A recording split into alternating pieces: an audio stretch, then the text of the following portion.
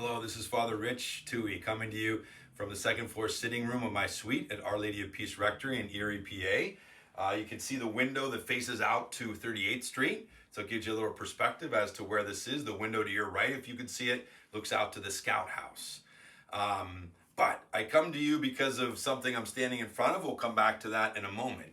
But we're here to discuss the next segment in our series on how the church has changed the world, which is again a series of essays written by Anthony Esolen, published by Magnificat from 2013 to 2015.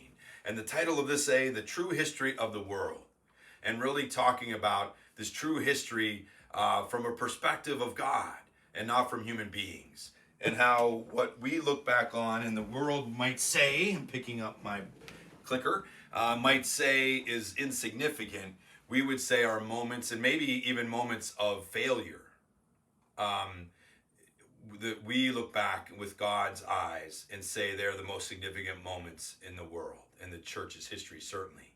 And so one of them, he talks about this story that takes place on the Via Appia Antica. And there's a church built there called Santa Maria in Pomis, or in English, Holy Mary among the soles of the feet. It's on the outskirts of Rome, the Via Appia Antica. It's a very unassuming church, but it designates a very significant moment that the essay writer here suggests is the most important moment that's happened in Rome and maybe the history of the world. It's a place where St. Peter encountered Jesus as he was leaving Rome. It tells the story about Peter as an old man walking out of Rome, leaving because he had been told by his neighbors and his disciples to get out of Rome as the first pope, that he needed to stay alive to lead them. And he's walking out with a young man, and he sees another man walking towards him, soon realizes it's Jesus. They meet. It's where the church is built to honor the tradition of this encounter. And that's where Peter says, Quo vadis, Domine, the Latin for "where are you going, Lord?" And Jesus' response is such. My people in Rome have need of you, he says to Peter. Because you've left them, I must go to Rome to be crucified a second time. And then the young man, as Peter turns around, says to Peter, where are you going, Lord? He says, Domine, quo vadis? And Peter replies, to Rome. And the implication is to be crucified. And we know eventually he was martyred. Remember that intensified persecution from the Emperor Nero, from which he was fleeing. He eventually gets caught, and with St. Paul somewhere in the 64 to 67 AD is martyred. And he would be martyred on the Vatican Hill, and his body would be put quickly into a tomb and hidden for many centuries. But I have this book that talks about the bones of St. Peter, a fascinating account of the search for the apostle's body.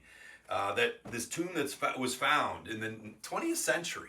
They just uncovered it during the Nazi occupation, believe it or not, this necropolis that's below St. Peter's.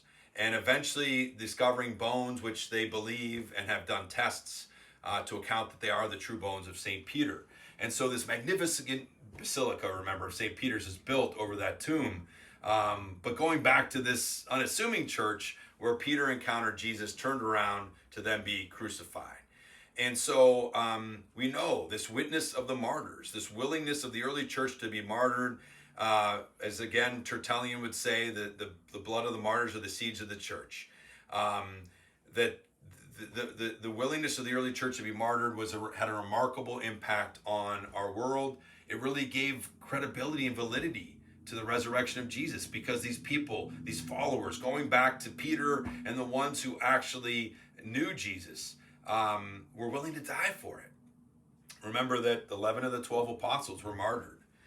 Now, the other martyrdom they mention in here is of St. Polycarp, and he died in the early 2nd century in Smyrna, in Western Asia, now present-day Turkey, and he was the bishop there, and he went into hiding.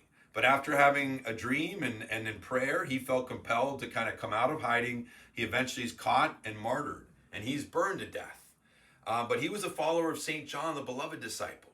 And so we kind of see this generational handing on of martyrdom. Peter and the apostles, Stephen, we know the first martyr in the Acts of the Apostles, and then St. Polycarp in the second generation, still willing to die for the faith, and that continues, unfortunately, until this day. But it's their witness, their willingness to give this ultimate sacrifice for the good of others that bewildered people, that fascinated people, that inspired people, and it actually helped the church grow. There's another book, it's a historical fiction called Quo Vadis, based on this tradition, this legend. But it's about the early church, and it's really fascinating to get that perspective and what the early church went through. Remarkable what they did.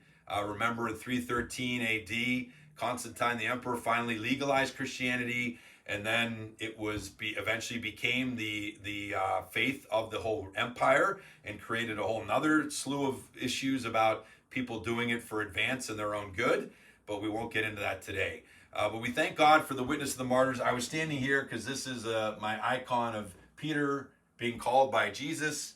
My chance, as I did let you see this if you followed me with the walk through the Catholic customs, my chance to meet the successor of Peter, St. John Paul II, there at St. Peter's Basilica, close to the tomb of Peter.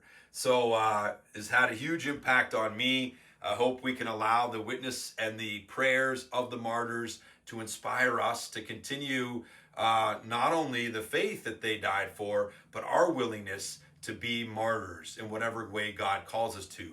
Maybe not through the blood of our witness, but through our faithfulness, our willingness to be persecuted, our willingness to do whatever it takes for the good of the other, as martyrdom calls us to. So thanks for joining us today. Have a great day, and God bless.